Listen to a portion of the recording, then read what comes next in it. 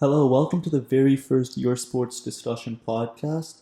Hopefully, this will be a weekly thing, or at least every 2 weeks, where we're going to cover three different sports topics per episode.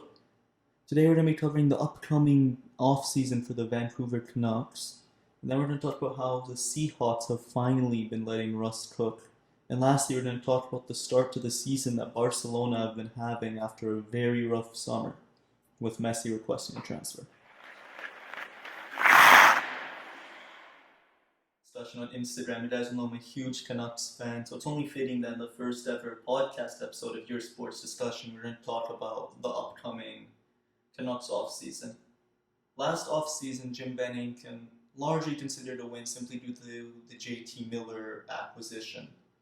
JT Miller slotted in perfectly into the Canucks top six, and he played a major role for the success the Canucks had this season, making the postseason, knocking off the defending Stanley Cup champions in 6 games, and then riding the heroics of Demko to push the Vegas Golden Knights to 7 games.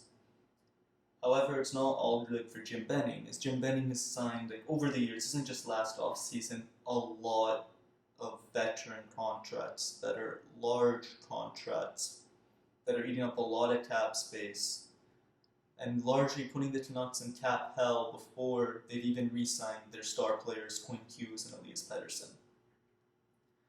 So let's talk about the Jim Benning contracts. 25% of the Canucks' cap is spent on their bottom six, and their bottom six is arguably one of the worst in the NHL.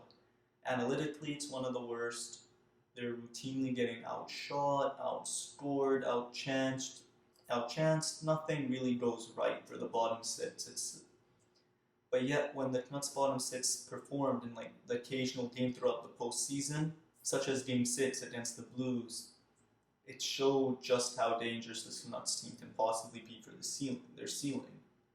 However, the issue with these huge contracts is that the Canucks have very minimal cap flexibility considering their pending free agents. So the biggest names, of course, are Jacob Markstrom and Tyler Toffoli, but there's also a desperate need to strengthen that defense, especially the right side. Chris Tanev is a free agent, and I don't think the timelines work for Tanev and the Canucks in terms of bringing him back on the term that Tanev is going to want, especially with the salary too, and the lack of cap flexibility. The Canucks have officially $17 million in cap space for the upcoming offseason. But once you re-sign Markstrom and Toffoli, ideally, suddenly you don't have that much cap space. The flexibility is gone. And the idea of building a cup contender while Hughes and Pettersson are still on their ELCs, where they're going to be performing well over the contract they actually deserve, is something that should bother Benning, because that's a large part due to his actions. Especially when you look at the signing of Tyler Myers, for example. Tyler Myers was signed to a 6x6 contract. He has a bunch of clauses in there, bonuses, and he's not that good. He's not worth $6 million. Analytically, he's at best a replacement level player, a fringe top six defenseman, yet he's being paid $6 million. His impact is not matching the contract he's receiving. The Canucks defense is very poor. He's getting outshot, outchanced, out everything when he's on the ice. So there's not much of a benefit of having a guy like Tyler Myers, and you're paying him 6x6, and he's not going to get traded because of that contract. So this is probably, the Tyler Myers contract is a symbol of basically everything that's gone wrong in Jim Benning's era. While the JT Miller trade, the one I brought up earlier, is arguably everything that's gone right. So it's which side are you on? But that's what makes this free agency so important for the Vancouver Canucks. Now, there is no way they can make a mistake. And there's also not much way they can arm Elias Pettersson, Quinn Hughes, Brock Besser, Bo Horvat, JT Miller with a supporting cast that's strong enough to win a cup. So, what should the Canucks do? So, if I'm the Canucks, I'm Jim Benning. Sadly, as a fan favorite, Jacob Markstrom probably has to go. Demko had a heroic showing in those last 3 games against Vegas. And goaltending in the NHL, of course, is very random, very voodoo. But in this situation, it might be you roll the dice, you take Demko as a starter, you try to get a 1B or a very good backup just in case, and you cut your ties. So you cut ties with Markstrom for the sake of free agent flexibility, cap flexibility for the upcoming Hughes and Pettersson contract resigns that need to happen in the next couple seasons. And then you want to target some other players too. Before the targeting, you're going to want to resign Tyler Toffoli. Tyler Toffoli fit right in with the top 6. He's an upgrade over Jake Virtanen, and he's probably the best winger available, the best winger the Canucks can afford on the market. He's a great play driver analytically. He fits in with the Canucks. He was able to put up points with ease when he was playing next to Pettersson. He knows Tanner Pearson, so he's a great player all around Toffoli. He's somebody who they're going to want on the team. He fits on the power play. So re-signing Toffoli to a 5x5 maybe, or a 5.5x5 would be a great contract for Jim Benning and for the Vancouver Canucks. But most importantly, it's going to be about improving the defense. That's probably going to be the main goal of this offseason. One name who I've highlighted is Dylan DeMello. DeMello, after being traded to the Senators, had a very good season. And on the Winnipeg Jets too, he also continued that stellar play. He's defensively solid, he plays on the right side. He's great analytically. He'd arguably be an upgrade over Chris Tanev based off what the metrics are showing. And he's younger, he'd be on a better contract, as he's projected around $2 to $3 million on shorter term too. If he doesn't pan out, you can leave him unprotected for the upcoming expansion draft, and then you roll with that. You're upgrading your defense by signing Dylan DeMello. A popular name that's come up recently, while some free agents in the trade market, is Oliver Ekman-Larsson. Ekman-Larsson has fallen off from his prime. There's no debate about that, in my opinion. He's no longer a top pairing defenseman. I think that's something scouts have recognized from what I've been dodging, what I've been reading, and also something that the metrics have been showing. Ekman-Larsson is no longer a top pairing defenseman. He's on that left side already, where the Canucks seem to be in a much better situation than the right side. However, he's also very offensively oriented. He's not exactly someone who's going to fix the defensive woes of the Canucks. The Canucks need defensive solidity, not more offensive firepower. The Canucks have enough offensive firepower, and that's the problem. So getting more defensive solidity, which isn't Ekman-Larsson, should be something the Canucks should look to do. So if I'm Jim Benning right now, unless Ekman-Larsson is available on a steal of a trade where his contract is being retained, maybe the Canucks are even offloading some cap too, I'm not looking to get Ekman-Larsson. And on the note of offensive defensemen who are very weak defensively, who the Canucks shouldn't try to sign or go after, is Tyson Barrie. Tyson Barrie is likely going to command a lot of money in the free agent market. Even if it's not as much as his current contract, it's likely going to be a big contract, maybe similar to Tyler Myers. He plays on the right side, so that would be a plus for some teams. He moves the puck fairly well. But outside of that, he doesn't provide much to a team. He shoots the puck a lot, but it's not from really high danger locations relative to defensemen. And in general too, it's like lots of long range point shots. He doesn't finish them either. He's not getting many goals, like compared to average, how many he should be getting. So he's just shooting a lot, and he's allowing a lot of chances too. He's not defensively solid at all. And that will just compound the Canucks' issues further. More offense that's low quality from depth players. So more low quality offense from depth players while allowing a lot of chances defensively. So Tyson Barrie is another no-go in my opinion, which leads me back to Dylan DeMello again. DeMello is a defensively solid defenseman. He can move the puck, so he can still help with getting out of our own end. But he won't be allowing those chances that someone like Tyson Barrie or Ekman-Larsson would allow.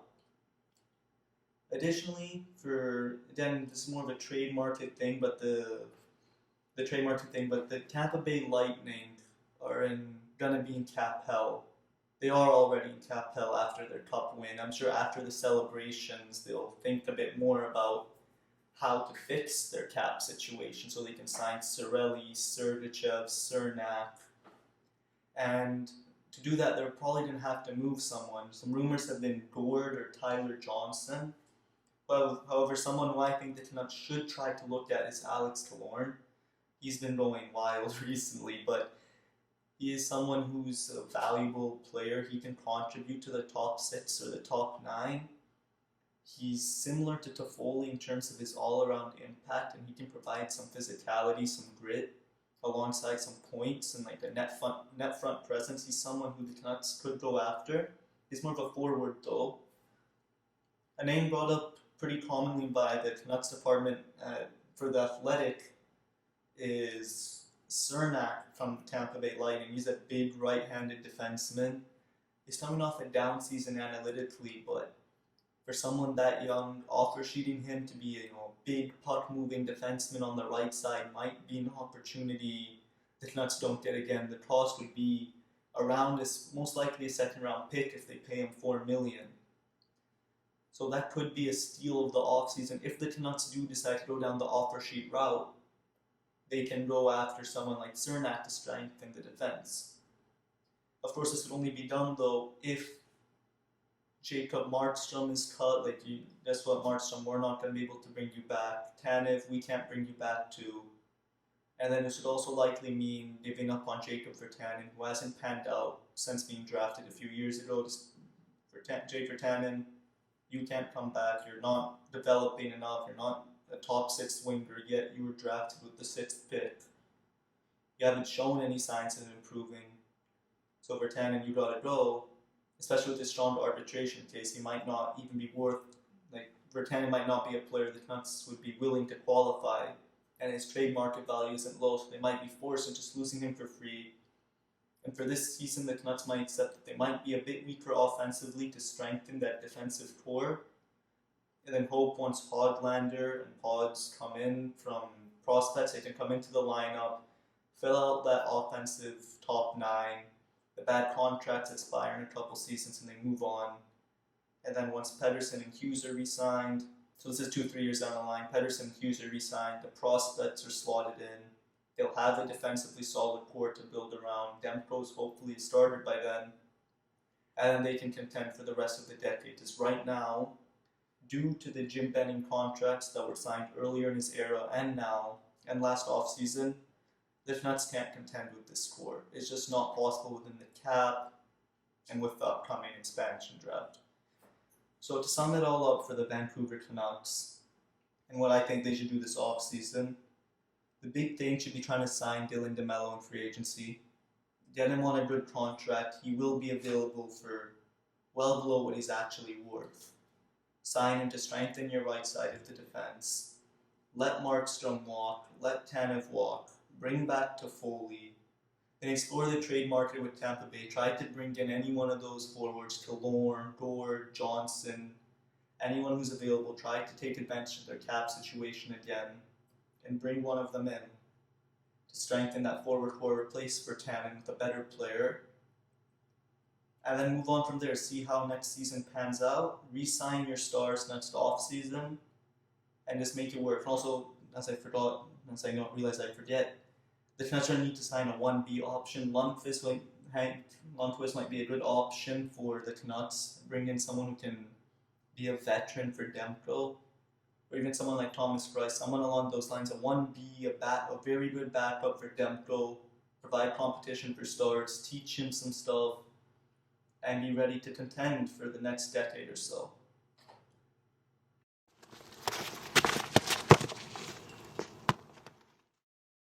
So now let's talk about the Seahawks, how they finally let Russ cook. As of recording this, and their Seahawks are 3-0.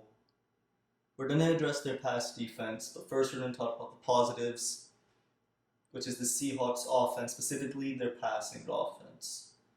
This season, it seems like the Seahawks have finally decided we're going to let Russ cook. We're going to run a pass-based offense. We're going to keep up with the rest of the league. We're going to stop running the ball that often. And we're going to base our offense on the pass. and our excellent quarterback, our top tier quarterback, and Russell Wilson, and they've brought in the rewards. Russell Wilson's broken records. He has the most touchdown passes through the first 3 games of the season now. He has 14 in 3 games, which is first in the NFL, by the way. That isn't obvious. He's first in touchdowns. He only has 1 interception, and that 1 interception, it's painful. It's painful to look at because you know it's not his fault. It happens. Olsen, it was a great throw to Olsen. It happens. It's football. The ball slipped through his hands. It was a pick six. But you just wish you could take that away. But that's it. He has 14 touchdowns to 1 interception. He has the 4th most passing yards in the NFL. And he's first in quarterback rating too. It's been a hell of a start for the Seahawks passing offense. Tyler Lockett had a great game against the Cowboys.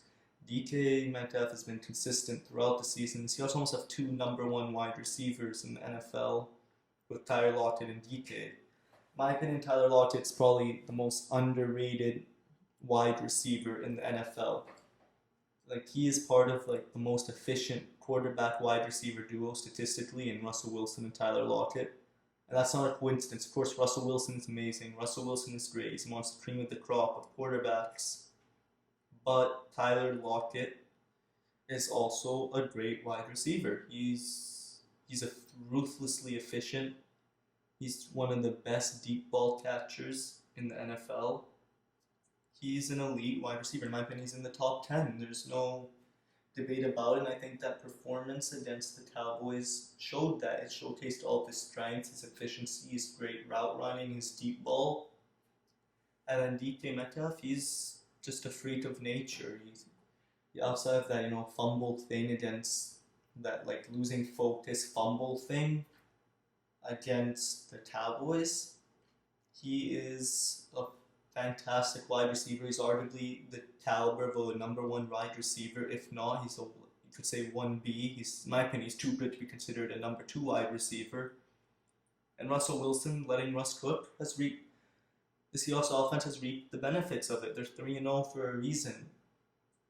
Russell Wilson is finally on course. He's on course to get his deserved MVP. The fact he doesn't have a single MVP vote so far is shocking, but this season seems like it's going to be the year he gets his MVP. But regardless of the trophy, Russell Wilson is arguably the best quarterback in the NFL. You can make a legitimate argument for him being the best quarterback in the NFL. He's up there with Patrick Mahomes. Him and Mahomes are they're in a tier of their own. They're in a class of their own. They're the cream of the crop.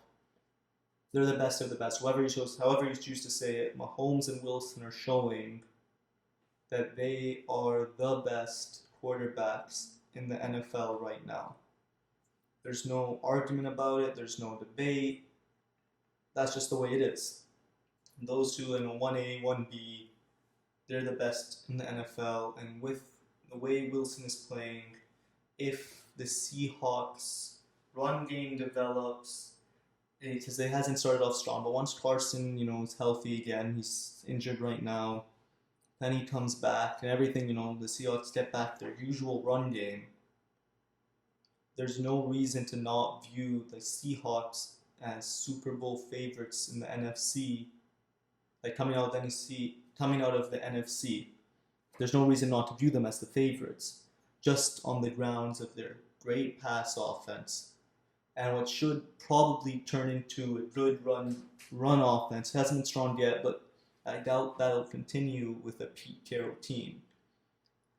However, the one glaring weakness for the Seahawks team is you don't need a number for it. It's their pass defense. You don't need a statistic to know this. You don't need any numbers. You watch the Seahawks play and you realize that's the weakness. Opposing quarterbacks have been able to tear apart the secondary. Matt Ryan had a field day. Dak Prescott had a field day. Even Cam Newton, who's not known for his passing ability, he's a tremendous quarterback athletically. He's not known for his passing ability. Was able to have a field day against the Seahawks secondary. And think about the Patriots, who had all this talk about having poor wide receivers, terrible wide receivers last season, not enough help for Tom Brady, were able to tear apart this pass defense in Seattle. So that's like the glaring weakness in this team. It's both the secondary and the pass rush. Outside of Jamal Adams, the Seahawks pass rush has not been effective. Like Jamal Adams has of course been able to get hits, he's been able to get pressure on the quarterback, but outside of that, no one else has been able to consistently get pressure on the quarterback. Then you add in the fact that Jamal Adams, for all his uniqueness from the safety position, he can pressure the opposing quarterback, he can blitz, he's the best blitzing safety in the NFL. With all of that in mind, he's a relatively average to below average safety in terms of the pass defense. Julian Edelman had a field day with him. I can't remember the stat. I think he was at one point in the game, Edelman was 6 from 6 in terms of catches when Jamal Adams was the closest defender to him, and he had that for over 100 plus yards. So the game wasn't even over.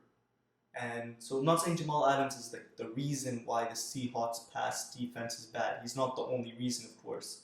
He's probably the reason why it's not as bad as it could be because of his ability to put pressure on the quarterback. But he also is their recent trade acquisition is not as good in the pass defense. It's not as good as in the pass defense as one might think. And he's great for blitzing. He's a great pass rusher.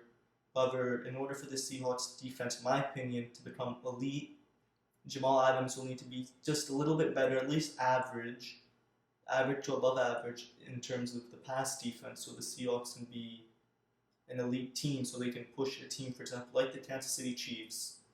So they can push the team like the Kansas City Chiefs into problems offensively. So not only does the secondary need to be better, the pass rush needs to be better, so the Seahawks defense can at least keep up with their offense, reward their offense for their excellence, because eventually you can't keep on winning games just by one score. And on the grounds of your excellent offense, some games against other elite teams, you will need your defense to step up and hold the opponents to at least under 25 points. Like teams are able to score against the Seahawks because of how poor the pass defense has been. The Seahawks have recognized this. Wagner's talked about it, so it'll probably be something that gets addressed soon, so it can be better. However, that's going to be the next step for the Seahawks this season. It's still early; they're only 3 games into the season as of the recording of this episode. I doubt they'll have problems against the Dolphins. The Seahawks will probably be 4-0 when this episode comes out. But yeah, it'll be an interesting season for the Seahawks, where I think it might be their best chance to win a Super Bowl if the pass defense does improve slightly and they continue letting Russ cook. At the end of the day, as long as you have Russell Wilson and this elite core of wide receivers, this elite wide receiving tandem, a running game which is bound to improve with the quality there at the running back position that the Seahawks have, I don't think there's any reason to think why the Seahawks can't be the team representing the NFC in the Super Bowl. It'll probably happen. This is my comment. If the Seahawks want to be Super Bowl favorites, not just favorites to make it, but Super Bowl favorites to win it all, they're going to need to improve that pass defense.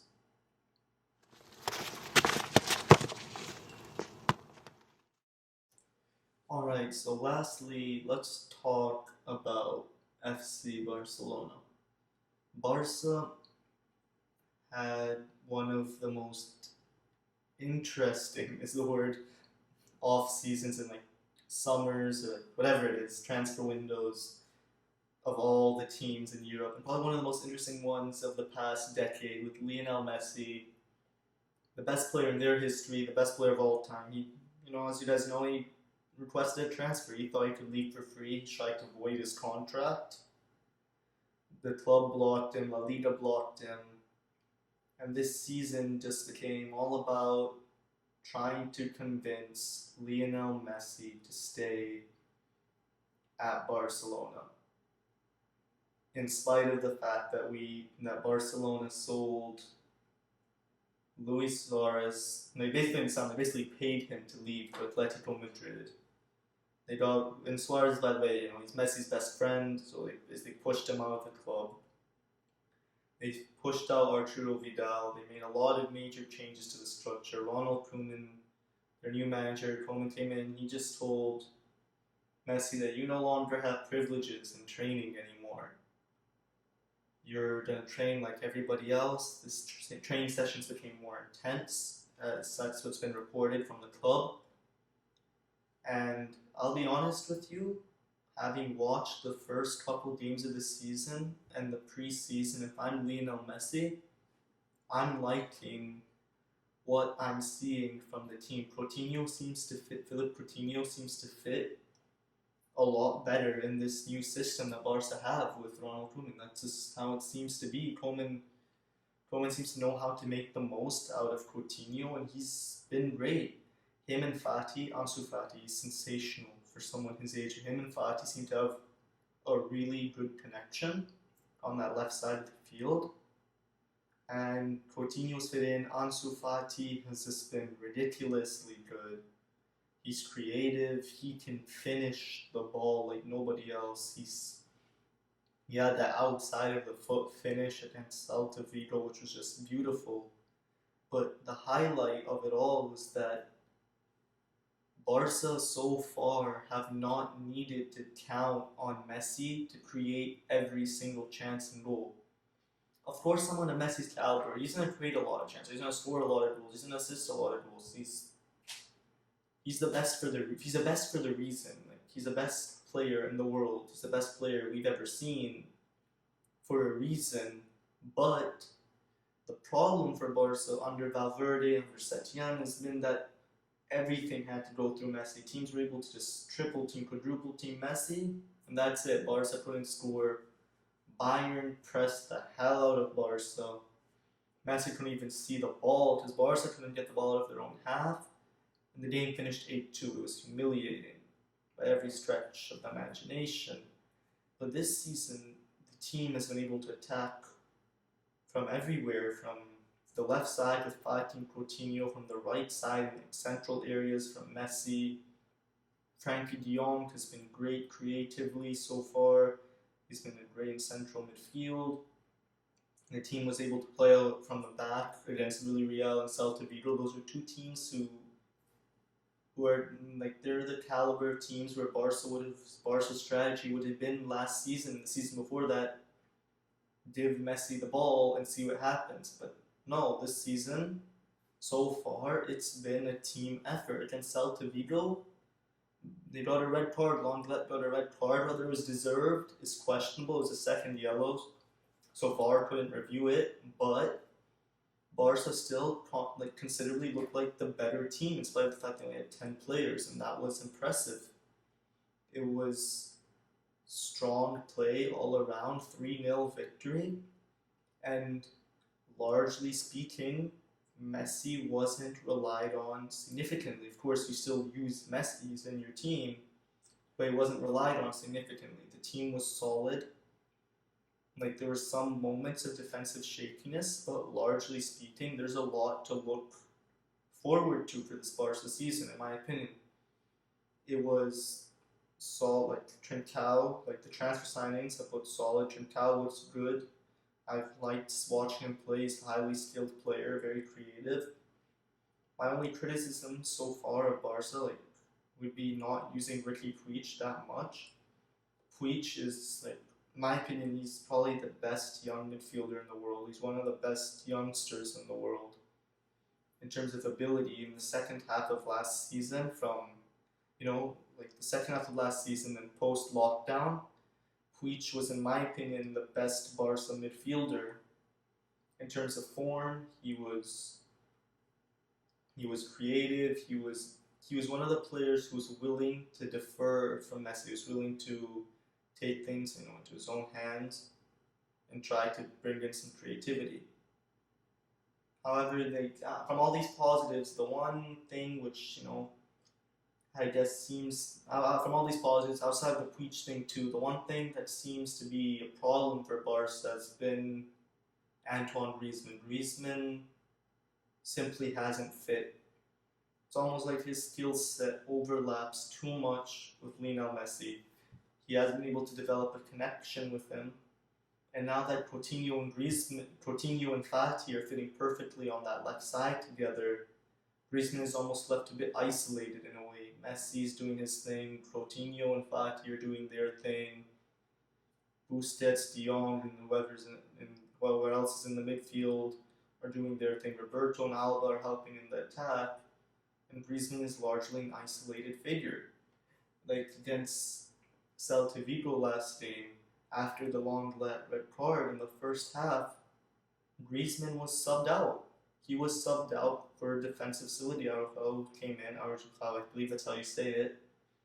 He was subbed in for Griezmann. Griezmann was the guy who was determined that you're no longer needed in this lineup. We want defensive facility. You're going to come out.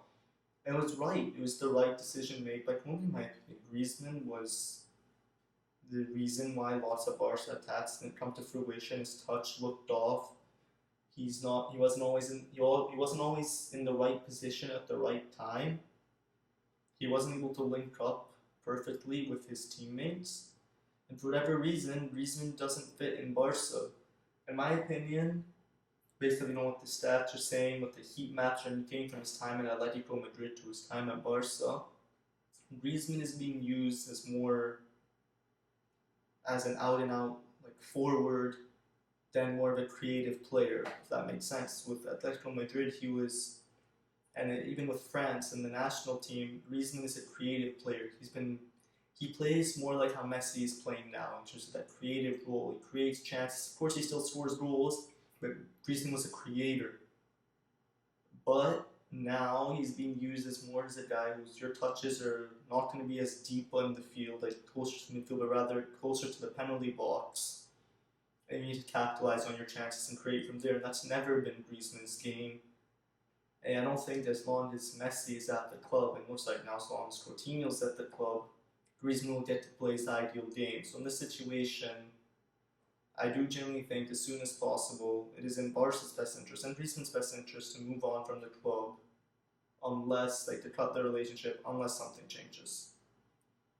So just to conclude this section of for the Barcelona section is that their stars had a lot of positives. Messi should have a lot to look forward to with this team and how they performed so far.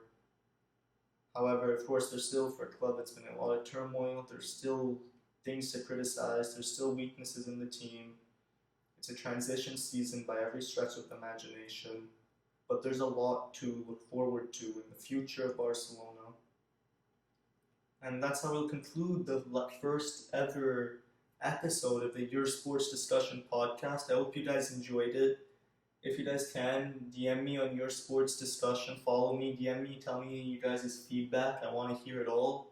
This is my first time. I want to learn. Hopefully we can have some of you guys on the podcast, and we can have some fun with it. We want to be able to talk to you guys. This page is about discussion and just talking with each other about sports. Thank you for listening, guys.